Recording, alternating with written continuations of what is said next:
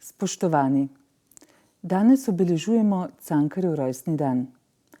Ob tej priložnosti se ga spomnimo z odlomkom iz besedila, ki ga je ob njegovi smrti leta 1918 napisala pisateljica Zofka Kveder Demetrović.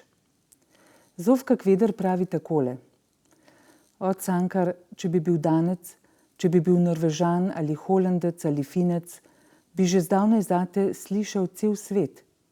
Ti pa bi bil premožen gospod že pred 10-15 leti. Imel bi svojo vilo, svojo ekvipažo, svojo družino, ženo, ki bi te negovala in te varovala. Tako pa si ostal reven bojem do smrti in umrl si v bolnišnici.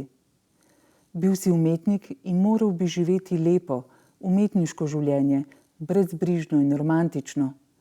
Potoval bi po svetu, sprejemal prijateljene duhovite pogovore, prirejal krasne zabave v velikem stilu, svojo melanholično domišljijo bi lahko odpočil v šumenju in vrvenju brezbrižnega življenja.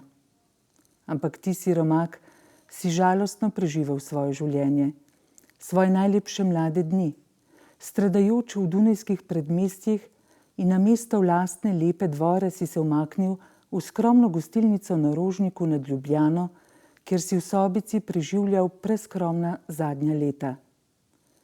Na Dunaju si svojo domišljijo s čajem in rumom spodbujal, da ustvarja mrzlično in hitro, da bo knjiga končana do obljubljenega roka, da dobiš reven honorar slovenskega literata, od katerega ni mogoče živeti, ampak samo životariti.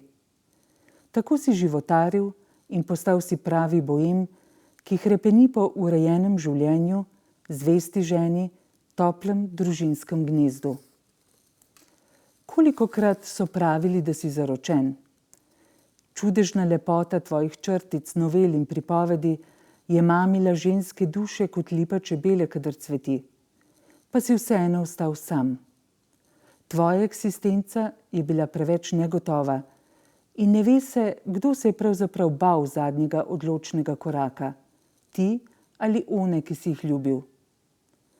30, 36 ali 40 knjig si napisal, celo malo knjižnico, pa vse remek dela, globoka in polna tihe lepote. In znal si se smejati in norčevati. Vendar si bil ti najbolj sam svoj, najbolj Cankar, najbolj Slovenec, ko si prikazoval vdano in strpno trpljenje naših slovenskih duš, revnih študentov, delavcev, brezpravnih težakov, naših čistih, revnih, poštenih in v nesreči tako močnih žensk in deklet. Razgalil si dušo našega polka in nam jo pokazal v njeni neokvarjeni, trpeči lepoti.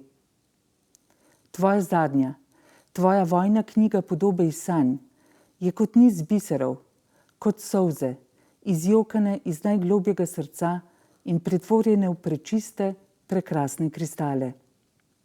Dragocen je tvoj zadnji dar, večen kot vse, kar si nam dal iz tvoje globoke, bogate duše.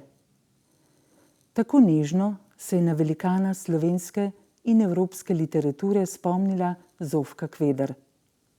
Meni pa preostane le, da kot vselej 10. maja voščim. Vse najboljše, dragi Ivan.